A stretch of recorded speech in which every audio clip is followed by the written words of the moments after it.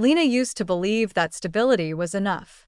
She told herself that loyalty mattered more than passion, and that the comfort of a long-standing marriage outweighed the absence of affection. For 18 years, she and Ion shared a house, 2 children, and routines that rarely deviated. He was reliable, predictable, and uninterested. Their conversations revolved around bills, groceries, and the children. If she wore something new, he didn't notice. If she changed her hair, he made no comment. At first, she excused it. He was tired. Men weren't expressive. Life was busy. But over the years, the silence between them grew heavier, like a wall slowly building brick by brick. She found herself going to bed before him, not out of exhaustion, but to avoid the emptiness of sitting next to someone who no longer reached for her. Touch had become rare. Kisses were brief, cold, almost mechanical. There were no fights, no affairs, at least on his side, but there was nothing else either. Just distance. Ion wasn't cruel. He didn't cheat or insult her. But his neglect carved holes in her self-worth, slowly and quietly. At 42, Lena felt like her womanhood was fading. The mirror didn't lie. New lines etched her face, and gray strands pushed through her dyed hair. Her children were older now, busy with their own lives, barely home. The house echoed in ways that made her feel small. She never expected fireworks at this stage in life, but she missed laughter, warmth, the spark of being seen. She started reading again. Not news or parenting articles, but old romance novels tucked at the back of her shelf. Stories of women who were desired, chosen, touched like they mattered. She didn't tell anyone. Not even Sanaa. Sanaa, her best friend since college, was the only one who noticed the weariness behind her smile. Over coffee one day, Lena confessed, "I feel invisible." Sanaa frowned. To whom? Lena said. To him. To myself, even. She didn't cry. She'd done all her crying years ago. Now it was numbness. Sanaa said maybe they needed a vacation. A date night. But Lena didn't want to force dinner in silence. She wanted connection. She wanted to feel like she was more than a shadow in her own life. Work was her only escape. She managed operations at a mid-sized marketing firm where she was respected, efficient, and in control. It gave her purpose, something her home life no longer did. That's where she met Zaid. He was new, younger, assigned to her department. From the start, he was polite, warm, and eager to learn. Lena didn't think much of him. He was just another face, until he smiled one day and said, "You always look calm, even when everything's chaos." It was a throwaway comment, but it stayed with her. Zaid began asking her opinion on things that went beyond work, her taste in books, her thoughts on leadership. He listened with intent, like what she said mattered. And for the first time in years, she felt seen. Not in a romantic way, not yet, but seen as a whole person. He complimented her ideas, praised her ability to manage tough clients. Simple words, but they cut through years of silence. She told herself it was nothing. Just professional kindness. But she started choosing her outfits more carefully. Adding a dab of lipstick. Fixing her hair. It wasn't for him, not exactly. It was for the part of herself that still wanted to feel alive. And it worked. She felt lighter, more alert, more present. Her reflection didn't depress her as much. Something within her, long buried, stirred. Ion didn't notice. One evening, she stood in front of him wearing a new dress. He barely looked up from his phone. No compliment, no acknowledgement. It was like she didn't exist. That night, Lena lay awake beside him, staring at the ceiling, her body inches from his yet feeling miles apart. A small voice whispered inside her, "You are still a woman. You still deserve to feel." She didn't plan for anything to change. She didn't want to betray. But something had already shifted. She was no longer numb. She was starting to feel again, and that, more than anything, terrified her. Zaid's presence became a quiet pull in her daily life, not loud or intrusive, but undeniable. He didn't flirt, not openly, but his attentiveness filled a void that had long gone unnoticed. He remembered how she took her coffee, no sugar, just a splash of milk. He once brought her a copy of a novel she mentioned offhandedly, saying it reminded him of her calm resilience. Lena smiled politely, thanked him, but inside, something fluttered. It wasn't about romance yet, it was recognition, the warmth of being remembered. They started having lunch together, at first with the team, then just the two of them. Their conversations flowed effortlessly. He asked questions no one had asked her in years, what her dreams had been before marriage, what kind of music she loved, what she feared most. She found herself answering honestly. Not out of rebellion, but because she wanted someone to know her again. Not the mother, not the wife, not the manager, but Lena, the woman. She began waking up with more energy, choosing brighter colors, standing taller. She didn't name the feeling, but it lingered. Zaid never touched her, never crossed a line. That made it worse. It allowed her to pretend it was innocent. But deep down, she knew emotional loyalty was slipping. There was a softness in the way he looked at her, a quiet respect that made her feel like she still mattered. That her age didn't make her invisible. That she was still wanted, even if not yet claimed, home. The contrast became unbearable. Ayan remained unchanged, distant, functional, uninterested. One evening, she brought up the idea of a weekend away, just the two of them. He looked confused, then muttered something about work being too busy. She nodded, masking the sting. Later that night, she checked her phone, saw a message from Zaid. "Hope you got home okay. You seemed tired today." Just a sentence. But it meant more than anything Ayan had said in weeks. She didn't reply immediately. She stared at the message, then put her phone down. The guilt crept in slowly, not sharp but dull. Like a bruise, she tried not to press. She told herself nothing had happened. She hadn't crossed any lines. But her silence at home grew heavier. Her thoughts lingered elsewhere. She caught herself waiting for mornings, when she'd see Zaid again, hear his voice, feel that rare warmth. Sana noticed the shift. Over a quiet lunch, she asked, "Are you involved with someone?" Lena's eyes widened. No. "Of course not." Sana held her gaze. "But you're thinking about it." Lena looked away. "It's not like that. We just talk. He listens. That's all." But her voice lacked conviction. Sana said nothing more. The silence between them said enough. Lena tried to create distance. She declined Zaid's lunch invitations, focused on work, ignored his messages. For days, she avoided his eyes, hoping the feelings would fade. But emotions once awakened don't vanish. She caught glimpses of him in meetings and felt her pulse quicken. Her body betrayed her resolve. Each interaction left her wanting more. She tested her marriage again, made an effort, cooked Ayan's favorite meal, dressed up, tried to initiate conversation.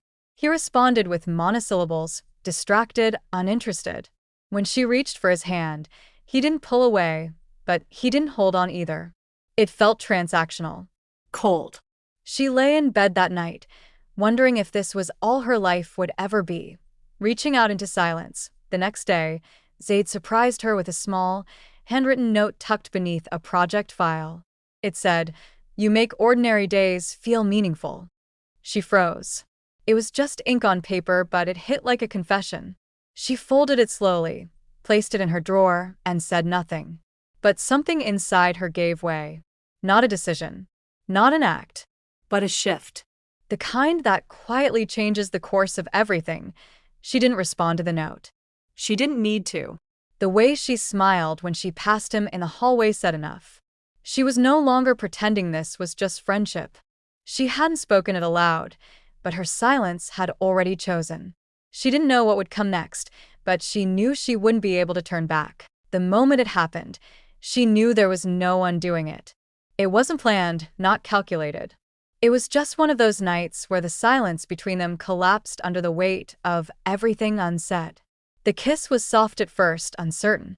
Then it deepened, hungry, almost desperate. When she pulled away, her heart pounded so hard it felt like guilt was already trying to break free from her chest.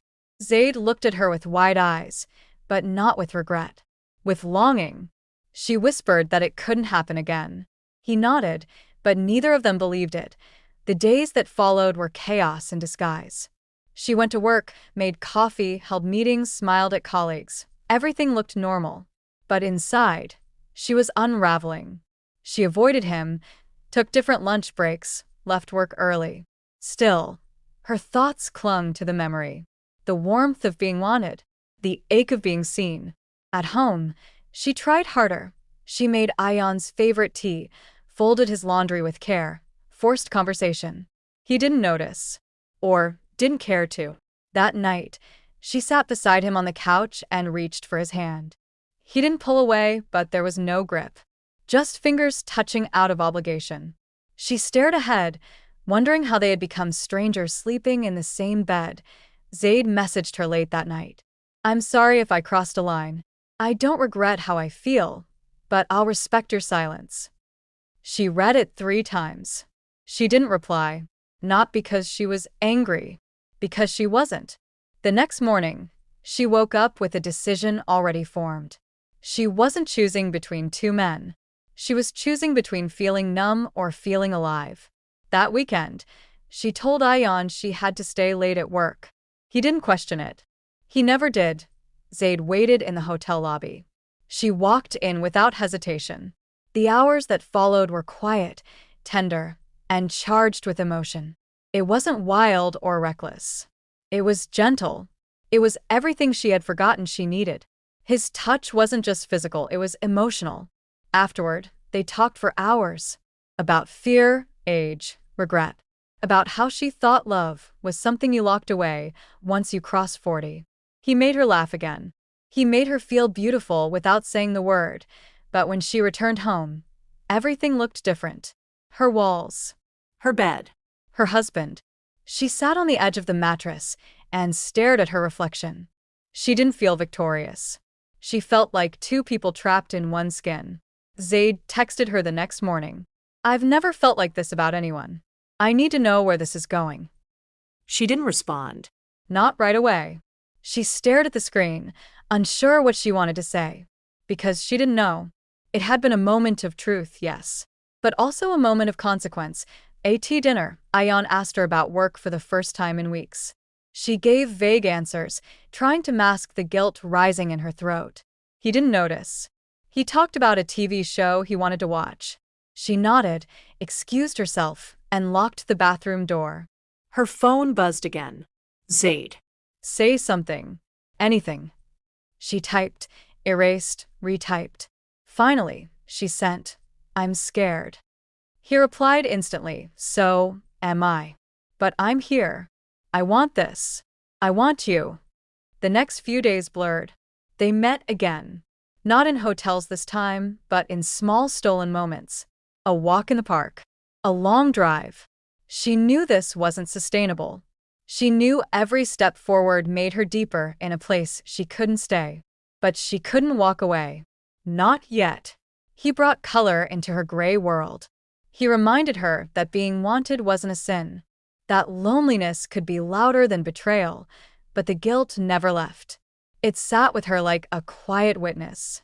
She noticed how Ayan's hair had started to gray at the temples. How his shoulders slumped more. How he asked less and less. And with each ignored question, the weight inside her grew. She had thought infidelity would be explosive. Obvious. It wasn't. It was quiet, creeping, and painfully intimate. It didn't make her feel powerful. It made her feel real and broken all at once. Sana listened without judgment as Lena poured everything out. The messages, the lunches, the hotel, the lies she told to cover it. Her voice trembled, not from fear of being caught, but from the weight of finally admitting it out loud. When she was done, Sana didn't offer comfort. She simply asked, "What now?" Lena didn't have an answer. She had stepped into a world where nothing was simple anymore. Zaid wanted more. He spoke of a future, of not hiding, of giving their feelings a chance. But Lena couldn't see that path clearly. She wasn't 25, free to start over. She had a home, a husband, a life built over nearly 2 decades. That night, Ayan asked if something was wrong. His voice was flat, but it was the first time he had acknowledged her distance. She stared at him, the words rising in her throat but refusing to form. Instead, She said she was tired, just work stress. He nodded. She wished he had pushed harder. She wished he had cared enough to see through the lie. But he didn't. And that told her more than any argument ever could. She tried pulling away from Zaid. Told him she needed space. He didn't beg. He said he understood but hoped it wasn't the end. His sadness was quiet, patient. It made her ache. For days she avoided contact, hoping time would dull the ache. It didn't. She walked through her house, like a guest in her own life. Every interaction with Ayan felt mechanical. She realized then that it wasn't just about Zaid.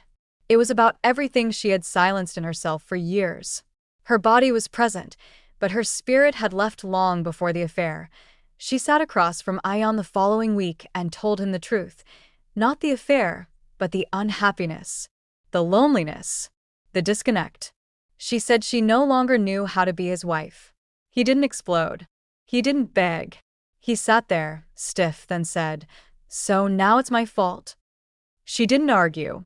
There was no point in dissecting it. She was done blaming. She just wanted clarity. He left the table, slammed the door behind him. The silence that followed was louder than any scream. Zaid messaged again that night. "Still thinking about you. Every day." She didn't reply. She had made her choice. But it wasn't him or Ayan. It was herself. For the first time in years, she wanted to live honestly, even if it meant alone. She looked around her house, the photo frames, the untouched couch pillows, and realized she didn't belong here anymore. Within a month, she had found a small apartment. Modest. Quiet. Her children were confused but old enough to understand that their mother was tired of pretending. Ayan didn't fight her. He accepted the departure like he had accepted everything else, with detachment. Lena packed without drama, took only what was hers. She left the wedding photos behind. The first night alone, she expected tears. But none came. Just stillness. Her phone buzzed. Zaid again. A long message this time, asking if she had any regrets. She stared at the screen, heart heavy. There was no hatred. No resentment. Just sorrow. She didn't reply. Not because she didn't feel something, but because what they had belonged to a version of her that had needed rescuing. That need had passed. She lay in bed, watching the ceiling, no longer haunted by choices, but not comforted by them either. She hadn't found love. She hadn't saved her marriage. What she found was her own voice, shaky, unsure, but real. She whispered into the dark, "I wanted to be loved. Not worshipped. Not saved. Just loved, deeply and presently." In the quiet that followed, she didn't feel victorious. But she felt awake. And for the first time in years, that was enough.